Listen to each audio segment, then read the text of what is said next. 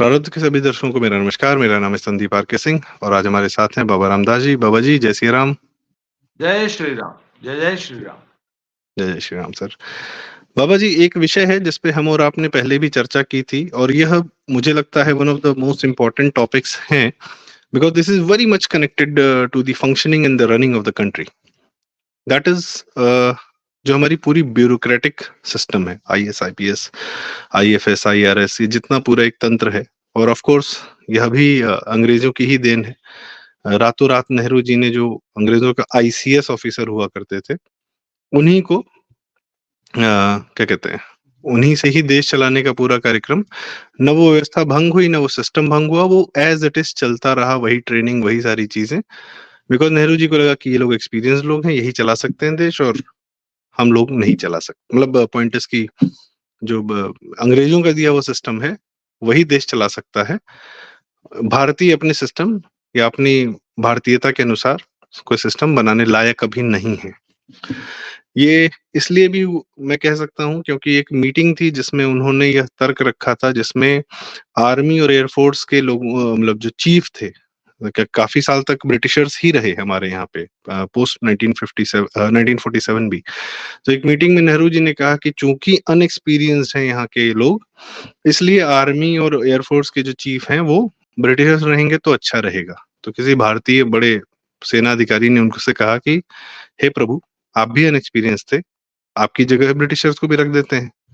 खैर, तो ये यूपीएससी एज इट इज चलता रहा, यूनियन पब्लिक सर्विस कमीशन।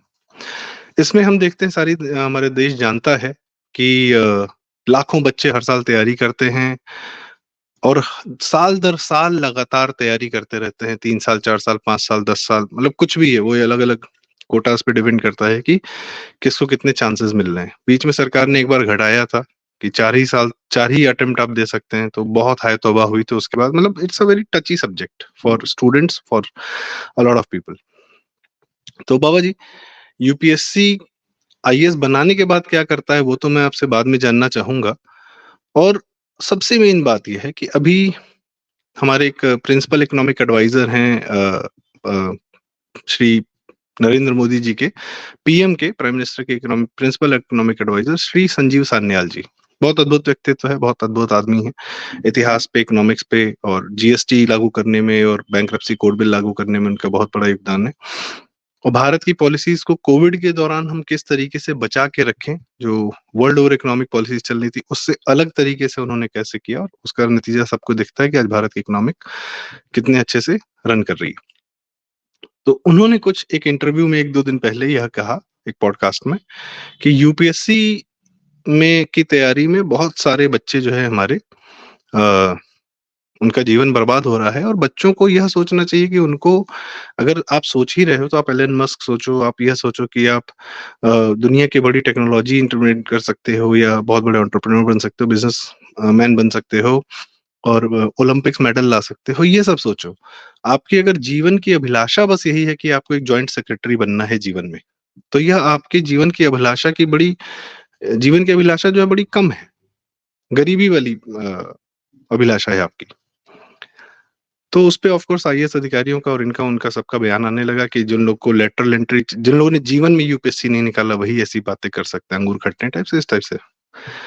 तो बाबा जी, इस कारण से हम यह चर्चा फिर से आज कर रहे हैं, और लगातार करते रहना बड़ा जरूरी है कि यूपीएससी सिस्टम क्या देश को दे रहा है। इतने लंबे इंट्रो के लिए मैं क्षमा चाहूंगा, पर बाबा जी, पहला सवाल, यूपीएससी सिस्टम की तैयारी करते समय लाखों लोग तैयारी करते हैं, सक्सेस रेट बहुत कम है और नगण्य है। मुखर्जी नगर, इधर उधर हर जगह बच्चा तैयारी कर रहा है, और उस जो फेल हो रहा है वो जीवन में क्या कर रहा है उसका कुछ अता पता नहीं है। इक्का दुक्का चंद लोगों का फोटो आ जाता है अखबार में। इस प्रक्रिया को आप कैसे आंकते हैं बाबू जी? क्या ये वाकई में ऐसी प्रक्रिया है जो देश चलाने के लिए सबसे अच्छे लोग चुन के लेके जा रही है बाबू जी?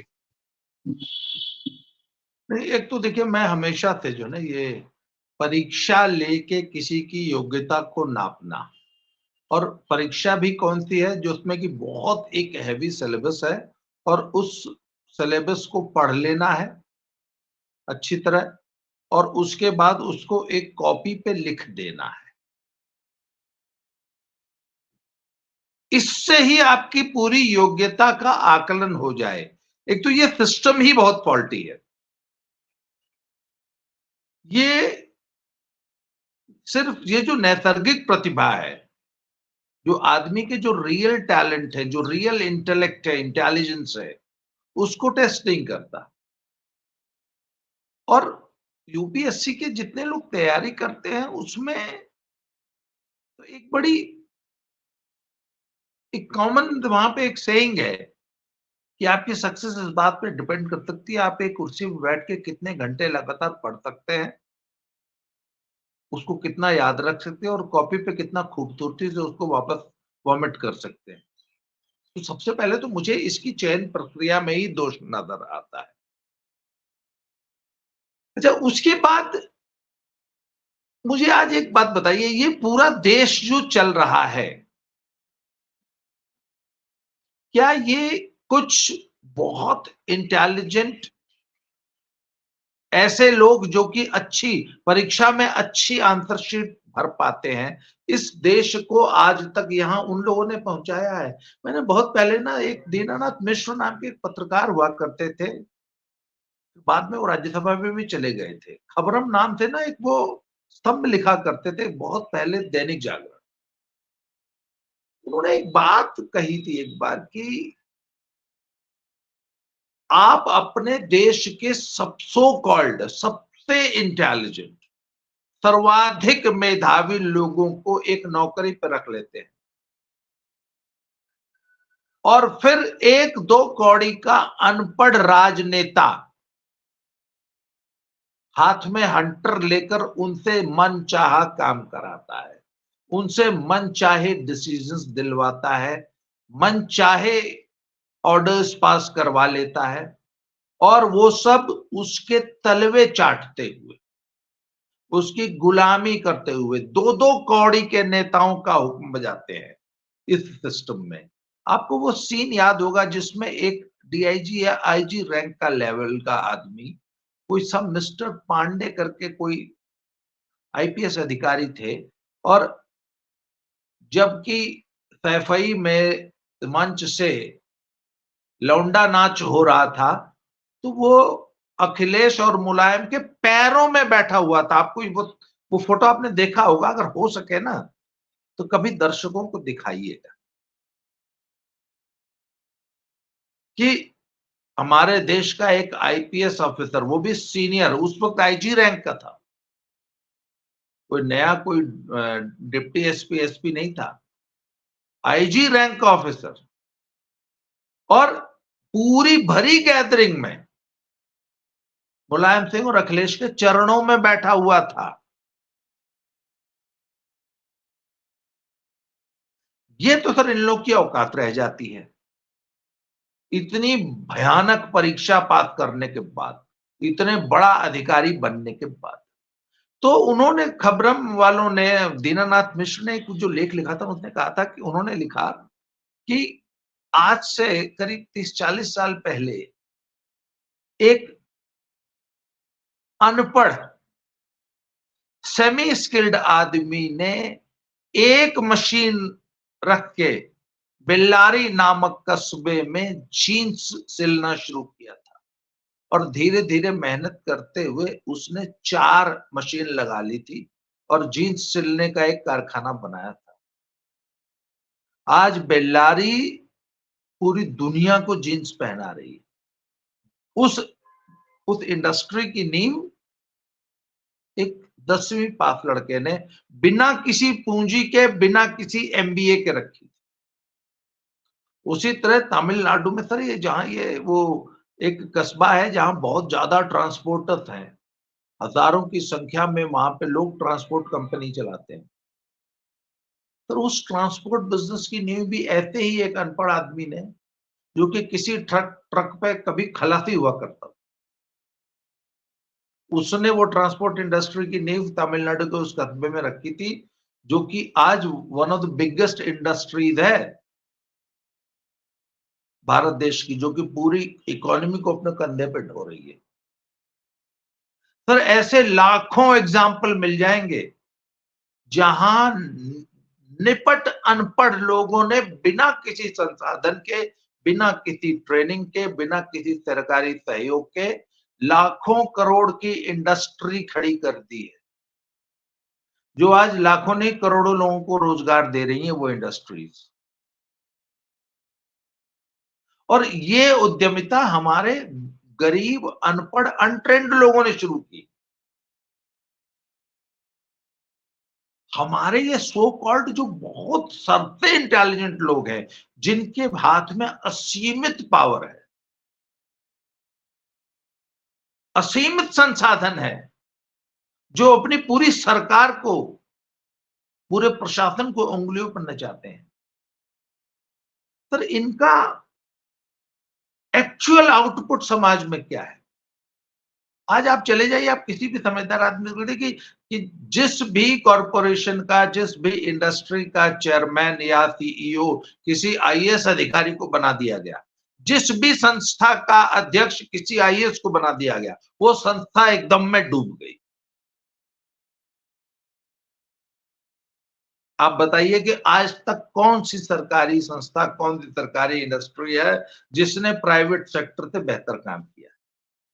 और प्राइवेट सेक्टर में कौन लोग काम करते हैं? जो सर थर्ड आपने डिवीजन बैंक वेंचर्स होते हैं। जी, आपने एक बड़ी बात कही कि इन लोग का समाज में क्या योगदान है। तो मैं एक बेसिक सवाल आया मन में कि जैसे हम सब हैं, हम आप हैं, जनता है, हमारे सुनने वाले लोग हैं, सबके जीवन में जो वो लोग सामान यूज करते हैं, जो भी सामान यूज करते हैं सुबह से लेकर शाम तक, वे उठे, नहाए धोए, अपना टूथब्रश यूज किया, टूथपेस्ट यूज किया, उठे, पूजा पाठ किया, खाना खाया, कुछ किया, अपनी गाड़ी में तेल भराया, गए, काम किया, मोबाइल देखा, ये वो, जितने आप सामान यूज करते हैं और जितनी सुविधाएं यूज करते हैं, समाज में दो ही चीजें चलती हैं, तो सामान या सुविधा, यही इकोनॉमी का कारण है और लोगों का जीवन बेहतर करने का भी यही कारण है। इन दोनों में, कपड़ा हो, घड़ी हो, चश्मा हो, कुछ भी हो, इसको बनाने में किसी सरकारी अधिकारी का क्या योगदान है? ये सब सारा सामान, ये सारी चीजें तो प्राइवेट स्पेस से आ रही हैं। हाँ, सरकारी अधिकारी का यह योगदान है कि यह तंत्र जो है व्यवस्थित रहे और इसमें अराजकता ना हो, इसको नॉर्मली रेगुलेट करने का है, पर पैदा करने की क्षमता तो नहीं है।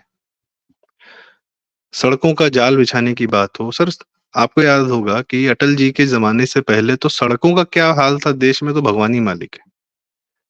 लखनऊ से दिल्ली जाने के लिए पूरा लखनऊ से उत्तर पहले जाना पड़ता था, बरेली, शाहजहांपुर, सीतापुर होते हुए, फिर पश्चिम का रास्ता पकड़ते मुरादाबाद और ये, और इस तरीके से करते हुए आप दिल्ली पहुंचते थे। या एक जीटी रोड वाला रास्ता था कानपुर, कानपुर से, तो वो इसलिए था क्योंकि यह रास्ते सैकड़ों साल से यही रास्ते पे लोग चल रहे थे। तो लेकिन जब सड़कों को प्रॉफिटेबल बनाया गया टोल के माध्यम से, एक नया कंसेप्ट लगाया गया कि हाँ, आपका सड़क जो है टोल के माध्यम से प्रॉफिटेबल हो सकती है। आप देखिए क्या शानदार सड़कें मिलना शुरू हो गई। और प्रॉफिट से तो भाई वामपंथी तंत्र का यूपीएससी पर पूरे रूप से कब्जा है, तो प्रॉफिट और प्रॉफिट पैदा करने वालों से बहुत छेड़ है सर। मैं तो जानता हूँ बहुत सारे आईएएस अधिकारी या नॉर्मल अधिकारी वर्ग को भी, जिसको यह लगता है, जिसको पढ़ा दिया गया, यही पढ़ाया गया, यही समझा दिया गया है, इनग्रेन कर दिया गया है कि anybody who is talking about profit, क्योंकि ये नेहरू से आ रहा है ना। नेहरू ने जेआरडी टाटा जी को कहा था, कि don't use this word in front of me, J. JRD Tata को जे बोलते थे। तो मतलब किसी को भी सम्मान देने का तो उन लोग के यहाँ कोई प्रक्रिया रही नहीं है, तो फर्स्ट नेम से बुलाते थे पूरा ये गांधी परिवार। तो कि प्रॉफिट शब्द मत इस्तेमाल करो, क्योंकि मेरे सामने ये मस्त। उसी नेहरू ने पूरे देश को टांग रखा था लाइसेंस राज के मारे। कोई लाइसेंस राज किसने चलाया? किसी अधिकारी को कभी ये नहीं लगा कि ये गलत है, यह नहीं होना चाहिए? खैर, तो ये तो आप जो कह रहे हैं कि यह तो तंत्र के ही अंदर जाके, अगर हमने यूपीएससी ने बहुत बेहतरीन लोग चुने, लेट्स से बहुत इंटेलिजेंट, बहुत स्मार्ट लोग चुन लिए, तो जैसा आपने बताया कि ये तो पाँव पे जाके बैठ जाते हैं और ये फिर या तो ये तंत्र का स्वयं के लिए इस्तेमाल करते हैं या तंत्र इनका इस्तेमाल करने लगता है। और जो प्रोडक्टिविटी आती भी है इनके माध्यम से, तो वह इसलिए है क्योंकि इनके पास पावर है। सीट छूटते ही पावर चली जाती है। इनकी सर जिस दिन रिटायरमेंट होती है उसके बाद ये क्या योगदान करते हैं समाज में, व्यक्तिगत स्तर पे बहुत कम लोग होते हैं जो अपने ऑरा, अपनी पर्सनैलिटी, अपने एप्टीट्यूड, अपने चरित्र के कारण जो है उनका समाज उनको जो है थोड़ा सा मानता जानता है, और उसके बाद वो रिटायरमेंट के बाद देखिए क्या है योगदान है, कुछ नहीं। मैक्सिमम लोग की बात कर रहा हूँ। तो पॉइंट है सर कि इतना बड़ा तंत्र लगा हुआ है और पूरा सिस्टम लगा हुआ है, हमारे पूरा एक इकोनॉमिक्स इसमें इन्वॉल्व होती है कि हमको अपने देश को चलाने के लिए किस प्रकार के लोगों की आवश्यकता है। आपने बताया सिस्टम, इन लोगों को चुनने का तरीका बड़ा फॉल्टी है। कोई एप्टीट्यूड टेस्ट नहीं है, कोई चारित्रिक अन्वेषण नहीं है। आर्मी की आप देखिए प्रक्रिया 7-7 दिन 9-9 दिन तक होती है। यहाँ पे क्या 1 साल तक आप पढ़ते रहिए, घिसते रहिए, उसके बाद एक दिन जाके इंटरव्यू दे दीजिए, उसी में आपको पहचान जाएंगे। और क्या अजीबोगरीब सवाल होते हैं, लोग कहते हैं ओहो क्या सवाल पूछा, क्या जवाब दिया। अजीबोगरीब फालतू सवाल, अजीबोगरीब फालतू जवाब। खैर, तो किस प्रकार की व्यवस्था होनी चाहिए सर? समस्या पे तो हमने बात कर ली, पर यदि हमें देश चलाना है, देश को चलाने के लिए कायदे के लोग होने चाहिए, तो वह किस व्यवस्था से, किस प्रकार के ऑल्टरनेटिव सिस्टम से आने चाहिए? बाबा जी। देखिए, एक बार मोदी जी ने एक बड़ी मजेदार बात कही थी। उन्होंने कहा था कि इस देश की सबसे बड़ी समस्या ये है कि इस देश के राजनेता ना कहना नहीं जानते और इस देश के नौकरशाह हाँ कहना नहीं जानते। आप हमारे देश के नेता के पास कोई भी काम लेके चले जाइए, कोई भी समस्या लेके चले जाइए, वो बोलेगा हाँ हो जाएगा, हो जाएगा, हाँ हो जाएगा। वो चाहे पब्लिक की डिमांड या उस कार्यकर्ता की डिमांड, उस व्यक्ति की डिमांड कितनी भी अपसर्ट हो, कितनी भी उलझलूल हो, कितनी भी देशद्रोही हो, कितनी भी कुछ भी हो, नेता लोगों को मना नहीं करता, हर चीज के लिए हाँ बोलता है। और जो नौकरशाह है, जो अफसर है, उसके पास आप कोई भी काम लेके चले जाइए, उसको एक ही बात पता है, ना नहीं होगा, नहीं हो सकता। वो हर चीज में सिर्फ अड़ंगा डालने के लिए और ब्रेक लगाने के लिए ही बैठा है। इनका अपना कोई विजन है ही नहीं।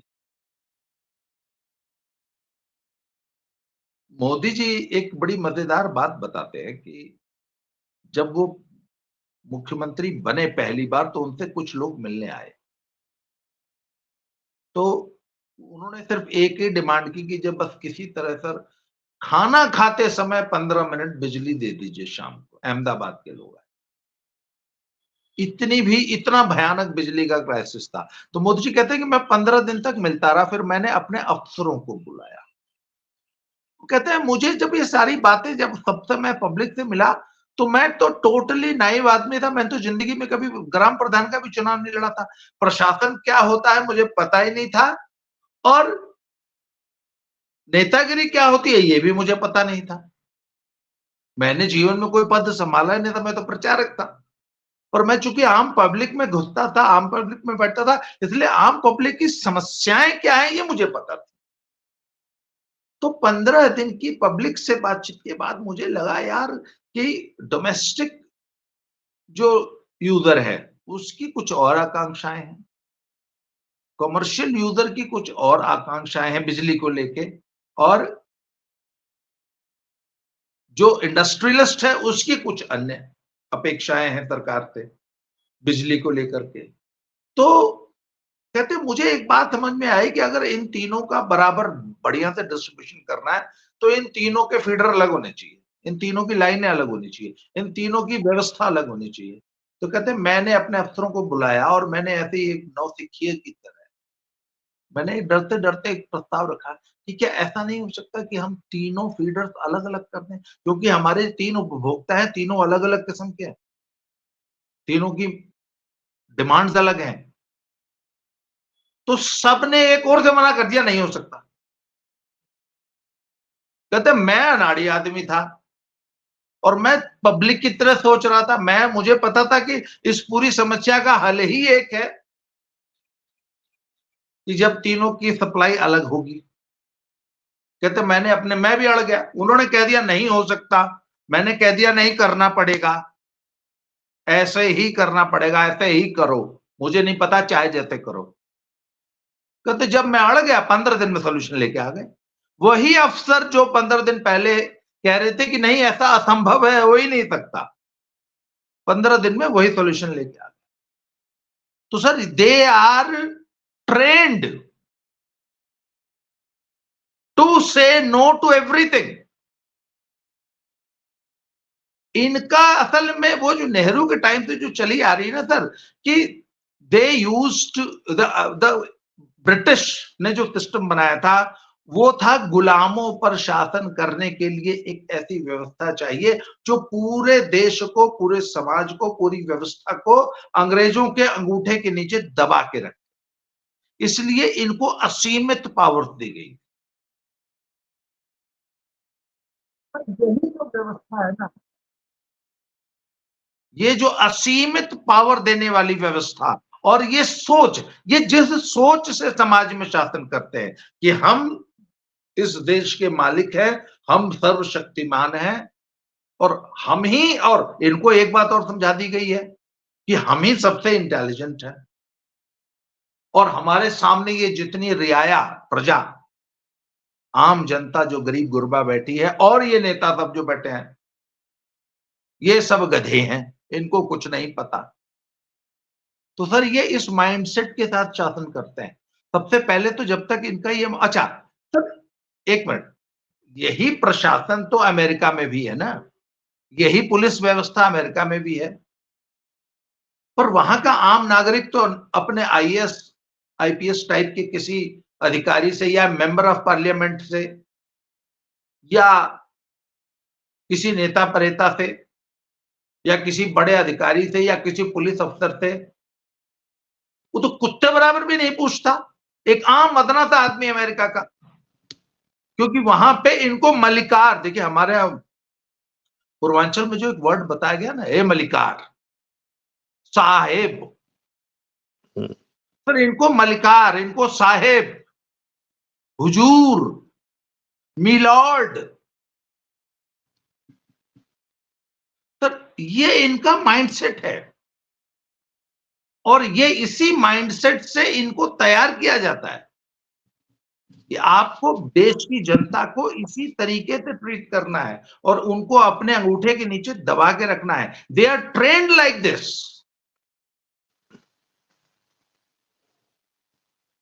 इनकी ये समस्या है जी।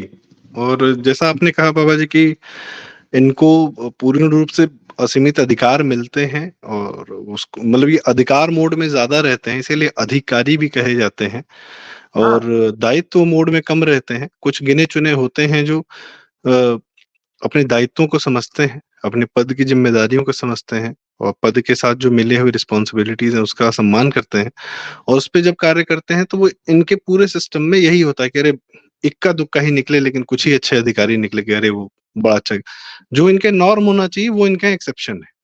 कि पूरे सिस्टम का सबसे बड़ा फॉल्ट यही है कि जो अधिकारी, हर आदमी कायदे से अपने कर्तव्यों का, अपनी जिम्मेदारियों का पालन करना चाहिए, वो इनके एक्सेप्शन है। बाकी बाकी जो होना है होता है। प्लस इन्होंने पैरेलल इंसेंटिव सिस्टम बना रखे हैं। ऑफ कोर्स मुझे लगता है, ये मेरी अपनी व्यक्तिगत राय है कि कोई भी अधिकारी कोई भी कहीं भी काम कर रहा हो, हर आदमी अपने कार्य में इंसेंटिव देखना चाहता है, सैलरी के अलावा भी प्राइवेट स्पेस में भी होता है। कुछ एक इंसेंटिवाइज्ड का सिस्टम रखना चाहिए था, पर वो नहीं है, तो पैरेलल इंसेंटिव सिस्टम रख दिए गए हैं जिसको बहुत प्यार से जो है सुविधा शुल्क या करप्शन कहा जाता है। और जो आपने बात बताई कि ये अपने आप को राजा समझते हैं, सर आपको याद होगा केजरीवाल ने विधानसभा में कहा था दिल्ली के मालिक हम हैं।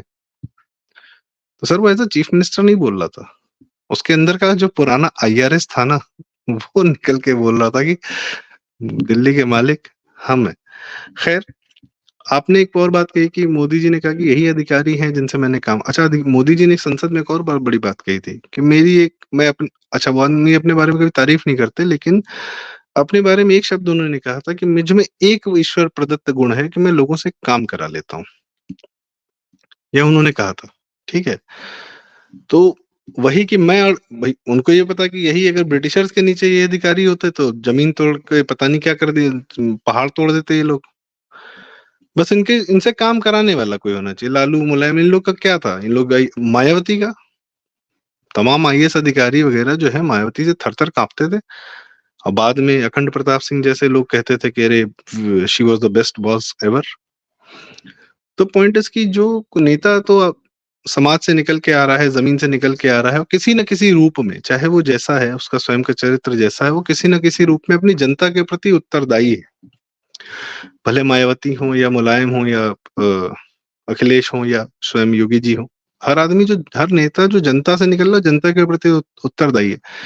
इन लोग का उत्तरदायित्व तो उतना नहीं फिक्स है जितना होना चाहिए। अधिकार बहुत है, उत्तरदायित्व तो कम है। तो मेरे आपसे इस, अब चूंकि हमारी ये चर्चा चलेगी सर, हमारी चर्चा चलेगी फिर, और मैं फिर again back to my own question, please sir. मैंने प्रदीप भाई, मैंने एक पोस्ट लिखी थी एक बार फेसबुक पे, अपनी भी एक पोस्ट। मैंने उसमें कहा था कि देखिए, फौज का जब सिपाही भर्ती होता है ना, तो उसके अंदर कोई देश के लिए जान दे देने का, देश सेवा का, देश की रक्षा का कोई जज्बा नहीं है। वो तो सर अपने लिए बेचारा एक नौकरी खोजने गया होता है। ठीक। 1960 और 70 में आपको पता है, जब पुलिस, जब 62 का जब डिबैकल हुआ था और इंडो चाइना वॉर में इंडिया, भारत बुरी तरह हार गया था और हमारी इतनी जमीन हमने गंवा दी थी। तो जब शास्त्री जी को होश आया और उन्होंने फौज की भर्ती शुरू की, फौज को मजबूत, तो सर फौज जब सिपाहियों को भर्ती करने के लिए कोई भर्ती रैली में आता नहीं था, तो पुलिस गांव से तंदुरुस्त लड़कों को, हट्टे कट्टे बच्चों को पकड़ के ले जाती थी। तो जब गांव, मैंने बताया जाता है कि मेरे गांव में एक बार जब गाड़ी आई थी, तो लोग जो गांव के युवा थे वो भाग के गन्ने के खेत में छुप गए थे। तो गांव के 3-4 लड़के ऐसे ही बाहर फिर रहे थे, उनको आर्मी वालों ने बैठा के अपने थिएटर में बैठा लिया। तो गांव की औरतें गाड़ी के आगे लेट गई थी कि हम अपने बच्चों को ले जाने नहीं दें। और ये बहुत पुरानी बात नहीं है, 1962, 63, 64 की बात है। आज सर वही गांव का लड़का गांव में 10 लाख रुपया रिश्वत दे के फौज में भर्ती होना चाहता है। तो उस वक्त उसको कोई वो ये थोड़ा ना कि मैं जाके बॉर्डर पे गोली चलाने के लिए और गोली खाने के लिए, वो तो सर अपने लिए रोजगार ढूंढ रहा है, गरीबी दूर करने का एक माध्यम है। इसीलिए कहते हैं कि वो जो अग्निवीर योजना का जो है, उसको सैलरी और पेंशन चाहिए। तो वही लड़का जब फौज के सिस्टम में शामिल हो जाता है और जब सामने साक्षात मौत खड़ी होती है युद्ध भूमि में, तो सर ऐसी सेना को तो 100% भाग जाना चाहिए ना, जो कि सिर्फ नौकरी खोजने गई थी, जो आजीविका ढूंढने के लिए फौज में भर्ती हुई थी। पर सर एक भी भागा आज तक? कारगिल से आपने कभी सुना कि फलनवा जो है बॉर्डर छोड़ के भाग गया? सर क्या कारण है? उस वक्त उस फौज का ऐसा क्या सिस्टम होता है, क्या माहौल होता है कि वो एक आदमी को इतना निडर, इतना बड़ा जज्बा पैदा कर देती है कि वो वहां जाके सचमुच जान दे देता है। एलएमजी का फायर चल रहा होता है, इसके बावजूद मोर्चा नहीं छोड़ता। और क्या कारण है कि हमारे देश के सबसे इंटेलिजेंट, सबसे मेधावी, सबसे ज्यादा पढ़े लिखे लोग एक सिस्टम में जाके 99% करप्ट हो जाते हैं, देश बेच खाते हैं? आखिर उस सिस्टम में ऐसा क्या दोष है कि एक एक आदमी करप्ट हो जाता है? You can count the honest people on fingers. पूरे सिस्टम में 2-4 होते हैं, बाकी लाखों करप्ट हैं, जिन्होंने करोड़ों नहीं अरबों रुपए की संपत्ति बनाई है, देश को बेच के खाया है। तो आखिर फौज एक अदना से लड़के को देश के लिए जान देने का जज्बा कैसे पैदा कर लेती है, और हमारी ब्यूरोक्रेसी अपने 99% लोगों को महाभ्रष्ट, चोर, डाकू, गद्दार कैसे बना लेती? ये ये सोचने वाली बात है कि नहीं, कि इस सिस्टम में आके एक एक व्यक्ति चोर हो जाता है, गुलाम हो जाता है, तो कौड़ी के नेताओं के तलवे नहीं, पिछवाड़ा चाटता है। क्यों? सर कोई तो दोष होगा। आखिर फौज में ऐसा क्या जज्बा होता है कि अगला जान दे देता है, भागता नहीं? अच्छा, एक बात बताइए, एक सिस्टम के सब लोग तो करप्ट नहीं हो सकते ना। जितने ये यूपीएससी के लौंडे आज परीक्षा दे रहे हैं, या आज जो आईपीएस आईएएस बने हैं, इनसे आप बात करके देखिए, सामान्यतः मेरे आपके जैसे नॉर्मल लोग होते हैं, पर उस सिस्टम में जाते ही क्यों करप्ट हो जाते हैं? आखिर क्यों? ऐसी क्या चीज है जो पूरे सिस्टम को करप्ट कर देती है? अब बाबा जी मैं इसमें एक बात जोड़ना सोचना होगा चाहूंगा। कि नहीं सोचना? नहीं, बिल्कुल ये बात सोचनी होगी, और मैं इसमें एक बात जोड़ना चाहूंगा। करप्शन पैसे संपत्ति वगैरह का तो होता ही होता है, पर जो दुनिया की सबसे महंगी करेंसी है, जो सबसे महंगी डॉलर वॉलर सबसे ऊपर होती है, एक लेन और एक देन में जीवन बन जाता है, उसको बोलते हैं फेवर। और इस तंत्र में सबसे बड़ा जो डील चलती है, जो सेवाएं चलती हैं, आपस का लेन देन या चलता है, वो है फेवर। किसी एक अधिकारी ने दूसरे का काम किया, किसी दूसरे ने पहले का काम किया, और यह फेवर की जो डीलिंग है, ये अद्भुत है। किसी के बच्चे को यूएस में पढ़ना है, किसी के बच्चे को, किसी की पत्नी को यूरोप की सैर करनी है। जरूरी नहीं कि सब कुछ जो है पर्सनल हो जाए, या सब कुछ अकाउंट में ही आता है। बहुत सारे काम तो दूर दूर से हो जाते हैं, फेवर में डील करते करते। यह कौन, और अच्छा जो आपने एक बात कही सर, आज हमारे पास एक अच्छा नेतृत्व है। चलिए, पहले नेता ढंग के नहीं थे, आज तो है। तो आज इस नेतृत्व के, जिसका पास विजन है, काम करने का है, सब कुछ है, इतना इंफ्रास्ट्रक्चर बन रहा है, सब कुछ है, इसमें अभी कितनी सुधार की गुंजाइश है। हम और आप कहते हैं ना कि हम लोग को अभी बहुत बेहतर होना है, जुडिशरी को ठीक होना है। अभी भी हम सर नेताओं के आचरण और नेता के काम पर अब सवाल उतना नहीं उठ रहा, पर ब्यूरोक्रेसी के कार्यकलाप पर और इन लोग पर तो सवाल उठ रहा है ना लगातार। या ऐसे ये अपनी संपत्ति नहीं बताएंगे, पब्लिक नहीं करेंगे। सर एक होता है कॉर्पोरेट में, जैसे कोई कंपनी है, प्राइवेट लिमिटेड है, वो जैसे ही पब्लिक जाती है या पब्लिक का पैसा उठाती है, आईपीओ निकालती है अपना, उसके बाद हर 3 महीने पे उसको अपने सारा कच्चा चिट्ठा, पूरी बुक्स ओपन करनी पड़ती है पब्लिक में। उसके रिजल्ट्स आते हैं, हर हर जो भी पब्लिक लिमिटेड कंपनी है, सबके क्वार्टर के रिजल्ट्स हर 3 महीने पे। क्यों? क्योंकि उसने पब्लिक का पैसा उठाया, और जिसका जीवन पब्लिक के पैसे से चल रहा है, वो अपना कुछ नहीं बताएगा। वो बाध्य, उसको बाध्य नहीं किया जा सकता, वरना वो चक्का जाम कर देगा देश का।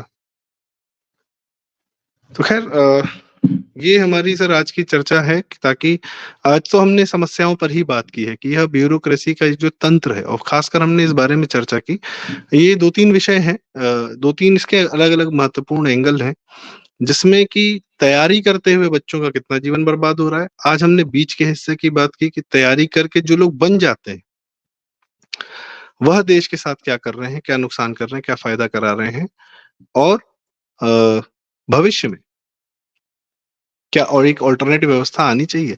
मुझसे एक बात छूट गई सर, मैं, जैसे आपने कहा कि इन लोग का क्या योगदान है। सरकार के बहुत सारे एक विभाग होते हैं जो आवास प्रोवाइड करते हैं। सरकार का विभाग है जल कल, हर हर जगह पे होता है, जल निगम या जल कल या कुछ भी जल संस्थान, जो पानी प्रोवाइड करता है। बिजली तो इसलिए प्रोवाइड, बिजली भाई वो तो बिजली तो सरकारों पे निर्भर करती है कि अखिलेश आ गए तो बिजली नहीं मिलेगी, योगी जी आ गए तो मिल जाएगी। ठीक है, बिजली का चूंकि जनता के साथ डायरेक्ट संबंध रहता है, तो बिजली लेने के लिए कोई समस्या होती है, जनता सीधे पावर हाउस पहुंच के लगती है हंगामा करने, तो इसलिए बिजली की व्यवस्था दुरुस्त रहती है। पर यदि हम सरकार के भरोसे बैठे, अधिकारियों के भरोसे बैठे कि आवास हमको दिला दो, तब तो सारा दिन बिना छत के मर जाएगा। और पानी के लिए अगर इनके भरोसे बैठ गए तो प्यासे मर जाएंगे। क्योंकि कितने लोग हैं जो, हमारी जनता जो है वो अपनी स्वयं की बोरिंग करके अपना पानी इस्तेमाल करती है, या सरकारी पानी पर निर्भर रहती है। अंत में वही बात, यूपीएससी, आईएएस, पीसीएस या पूरी यूपीएससी की प्रक्रिया से निकले हुए लोग, यहाँ तक कि सरकार के अन्य हिस्से भी, पीसीएस, स्टेट और सब जगह के, उनके योगदान को इस तरह मापा जा सकता है कि जनता दिन में कितना सुविधा और सामान इनके द्वारा दिए गए चीजों से इस्तेमाल करती है, या जनता अपने जीवन के लिए पूर्ण रूप से सरकार पर निर्भर है, सरकारी तंत्र पर, या प्राइवेट स्पेस पर निर्भर है। और प्राइवेट स्पेस को ग्रो करने के लिए इनका ये क्या योगदान है या क्या नहीं है।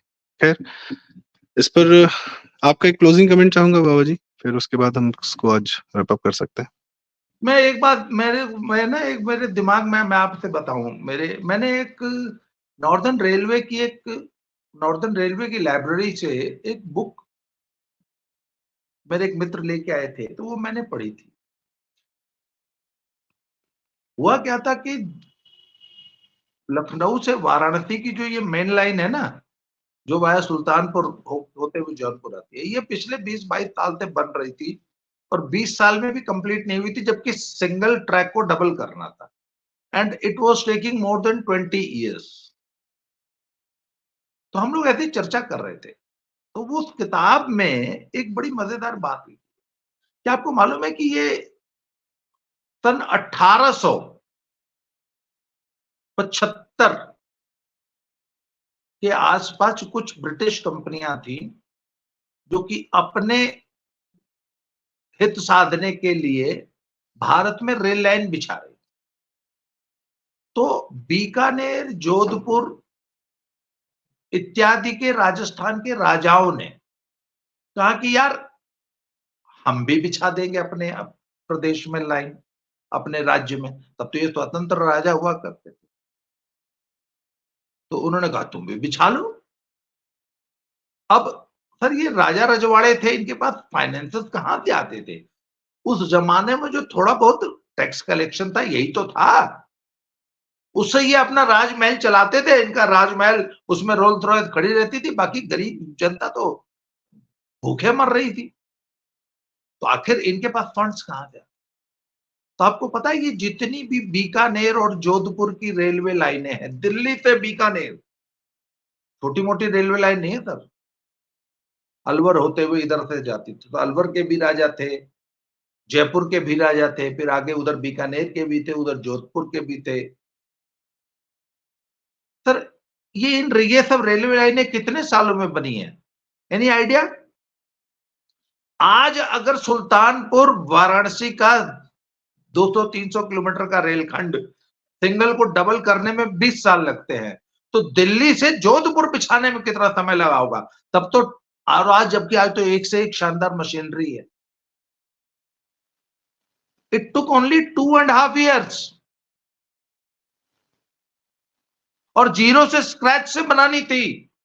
क्रेनें नहीं थी, बैलगाड़ियों पे लाद के। राजस्थान में जंगल नहीं था, उत्तराखंड के जंगलों से लकड़ी लाई जाती थी, स्लीपर बिछाए जाते थे। उस पर रेल की पटरी जो बिछाई जाती थी वो बैलगाड़ियों और ऊंट गाड़ियों पर लाई जाती थी। क्रेनें नहीं थी, बड़े बड़े पुल बनाए गए। मात्र 2.5 साल में रेलवे लाइन बन गई थी, आपको पता है, जोधपुर की। और उसमें किसी प्रशासनिक सेवा के अधिकारी का कोई रोल ही नहीं था। राजाओं के कारिंदों ने और 10वीं और 12वीं पास इंजीनियर्स ने, जो कि ब्रिटिश कंपनियों के साथ आए थे, उन्होंने ये इतना बड़ा प्रोजेक्ट मात्र 2.5 से 3 साल में बना खड़ा किया। कौन से एमबीए लोग थे, कौन से इकोनॉमिस्ट वहां काम कर रहे थे इस इतनी बड़ी परियोजना में? किसने वो इतना बड़ा प्रोजेक्ट मात्र 2.5 साल में एग्जीक्यूट कर दिया? ये सोचने वाली बात है कि नहीं?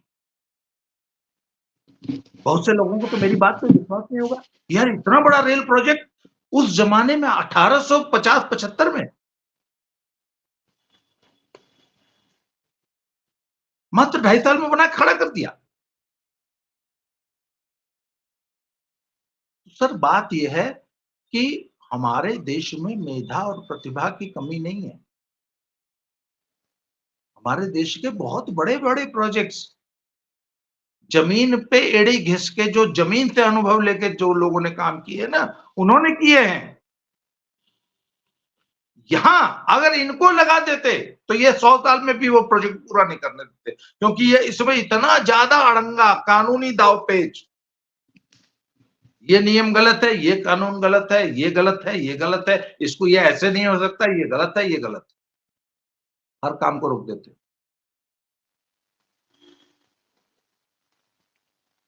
गांव के देसी लोगों ने इतना बड़ा प्रोजेक्ट बना के खड़ा कर दिया। तो सर ये जो सोच है ना, यही दुनिया के सबसे इंटेलिजेंट लोग हैं और यही देश चला सकते हैं। इसीलिए इनको इतनी असीमित पावर देके आज देश इनके हाथों में गिरवी रख दिया गया है। ये व्यवस्था बंद होनी चाहिए और नीचे से अनुभवी लोग जो जमीन से काम करके अनुभव लेकर आए हैं, जिनके निर्णय व्यवहारिक होते हैं, क्योंकि वो समाज की, आम जीवन की व्यवहारिक समस्याओं से सीख के उनसे जीत कर आए हैं। उनके पास सभी समस्याओं का कागजी हल नहीं है, व्यवहारिक हल है। शासन प्रशासन व्यवहारिक चीज है, नियम कानून के बल पे नहीं होना चाहिए, व्यवहार के बल पे होना चाहिए। चलिए, ये बड़ी बात कि कुछ जो नीचे से लोग अनुभव लेके आते हैं, और मैं देखता हूँ सर कई लोग अधिकारी हाँ, हैं जो अपना जीवन जिन्होंने जैसे जिया है, उनका अपना जो प्री तैयारी का जो जीवन था जो उन्होंने जिया, वो ज्यादा काम आता है कंपैरेटिव टू जब पोस्ट तैयारी और पोस्ट ट्रेनिंग। मैं एक तो एक एलबीएसएनए चीज और है। बताऊं, आज जितनी भी बहुत बड़ी इंडस्ट्रीज चल रही हैं, उनकी सबसे ऊपर वाली पोस्ट पे, ये जो टॉप लेवल की पोस्ट है, उसमें एक ऐसा व्यक्ति जरूर बैठा होगा जो 8वीं पास होगा, पर जिसने अपना करियर सिर पे बोरी ढोने से शुरू किया था और आज वो टॉप मैनेजमेंट में बैठा है। आप हिंदुस्तान की किसी इंडस्ट्री को उठा के देख लीजिए, उसके टॉप लेवल पे एक न एक व्यक्ति आपको ऐसा जरूर मिलेगा, the one who started the labour in the same industry. ये आप सही कह रहे हैं। मैं व्यक्तिगत रूप से बहुत लोग को जानता हूँ जो जो एकदम बॉटम से उठे और जीवन जीते जीते जीते लड़ते भिड़ते आज, और ऐसा सम्मान है उनका कि जो उनकी व्यवहार, और जो आप पूरी तैयारी करके जाइए सर, आप दुनिया का 100 होमवर्क करके जाइए और वो बंदा ऐसा सवाल पूछ देगा कि आपको लगा, अरे ये मेरे दिमाग में क्यों नहीं आया। तो ऐसे लोगों के सवालों के जवाब दे दिए तो आपका काम बहुत, आपकी अपनी सोच, अपनी प्रक्रिया भी बहुत दुरुस्त हो जाती है। खैर दर्शकों, इतना लंबा हमें सुनने के लिए बहुत बहुत धन्यवाद। और यूपीएससी सिस्टम पोस्ट 2024, हम उम्मीद करते हैं यह सिस्टम में बहुत अत्यधिक बदलाव की जरूरत है। अगर यदि भारत को विकसित होना है 2047 तक, तो ये जो 2-3 राह के रोड़े हैं, इनको इनको ये नहीं, किसी व्यक्तिगत आदमी से कोई समस्या नहीं है, सिस्टम से नहीं है, पर कम से कम इनकी ट्रेनिंग में भारतीयता तो हो। यह तो पूर्ण रूप से अमेरिका के यूनिवर्सिटीज में और वहां पर, यहाँ उन्हीं के प्रति इनका भी एकदम समर्पण हो जाता है। इन लोग जहां जिसके सामने जाके समर्पित हो जाते हैं, आप, वो भी इनका चरित्र बताता है। खैर तो मेरे ख्याल से बहुत सारे एंगल हैं, कुछ बातें अभी छूट भी गई हैं, पर चूंकि हमारा वीडियो भी इस वक्त काफी समय ले चुका है, तो कई कई सारे एंगल है, उस पर बातचीत होगी। बाबा जी ने एक ऑल्टरनेटिव बताया कि जमीन से जुटे हुए, उठे हुए अनुभवी लोगों को भी आप शासन प्रशासन चलाने में इन्वॉल्व करें। शायद मोदी सरकार ने एक लेटरल एंट्री नाम का एक प्रक्रिया शुरू की है, देखते हैं क्या होता है, कितना सफल होता है। पर वह अभी भी ब्यूरोक्रेसी के पूरे तंत्र के अंदर ही एक बहुत छोटा सा स्पोक है। खैर बाबा जी, बहुत बहुत धन्यवाद इतना समय देने के लिए। और दर्शकों, कृपया चैनल सब्सक्राइब करें, वीडियो लाइक करें, शेयर करें, और होली की राम राम। बाबा जी, राम राम। जय हो, जय श्री राम।